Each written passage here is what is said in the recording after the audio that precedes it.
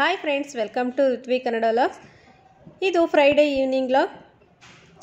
ಇವತ್ತು ಶಿವರಾತ್ರಿ ಹಬ್ಬ ಆಗಿರೋದ್ರಿಂದ ಅಂದರೆ ಜಾಗರಣೆ ಇರೋದ್ರಿಂದ ನಾನು ಸಂಜೆ ಪೂಜೆಯನ್ನು ಮಾಡ್ತಾ ಇದ್ದೀನಿ. ಹಾಗಾಗಿ ಹೂಗಳನ್ನು ಬಿಡಿಸ್ಕೊಂಡು ಹೋಗೋದಕ್ಕೆ ಬಂದಿದ್ದೀನಿ. ಸ್ವಲ್ಪ ಹೂಗಳನ್ನು ಬಿಡಿಸ್ಕೊಂಡು ಪೂಜೆಯನ್ನು ಮಾಡೋಣ ಅಂತ ಹೇಳಿಬಿಟ್ಟು.